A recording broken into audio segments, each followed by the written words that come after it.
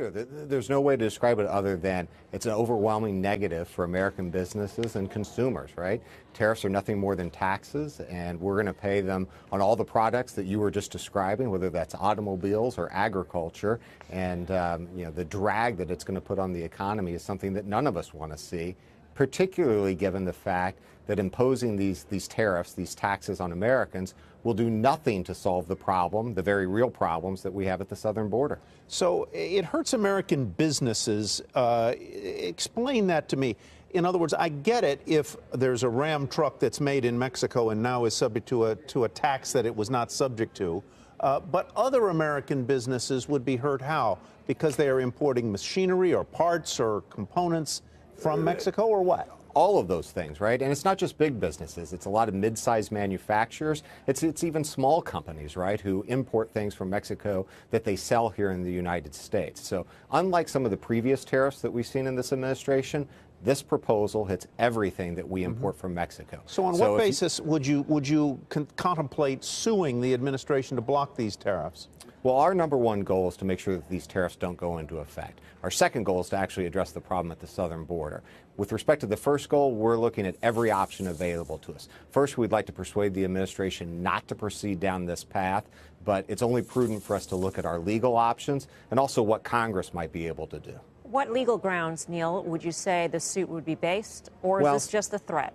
Well, we're exploring our options, right? So this is less than 24 hours old.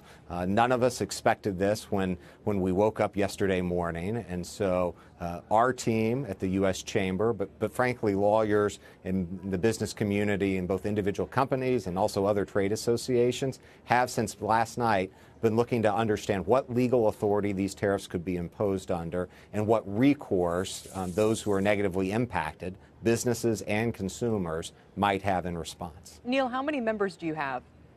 Well, we represent the interests of 3 million businesses, most of which are small, through our Federation of State and Local Chambers. That's a lot of businesses, and I imagine in that mix there are some who are big supporters of the president, others who are not. What happens if not all of your 3 million members support what looks like an opposition against the White House? Well, with this administration or any administration, we agree on a lot of things and we disagree on other things. And we approach it from a policy-by-policy basis.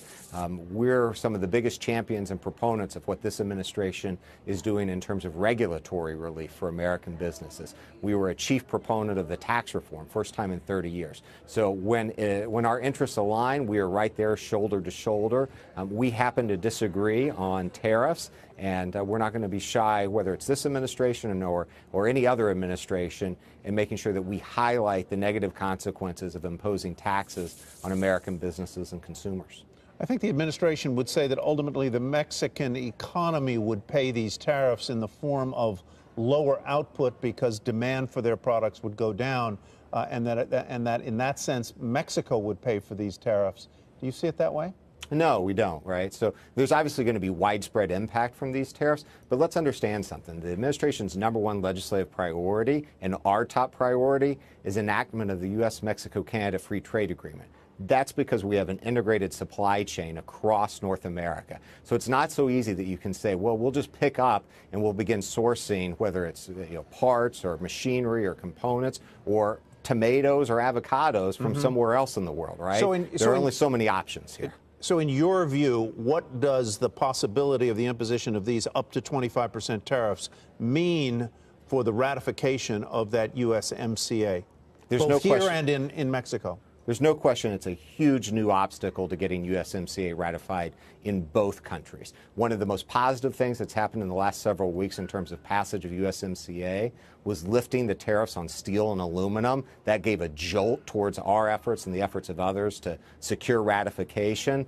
Now we just took an enormous step backwards. Very difficult to see how Congress passes USMCA in an environment where we're imposing 5 or 25% tariffs on agricultural goods, parts, and everything else that we import from Mexico.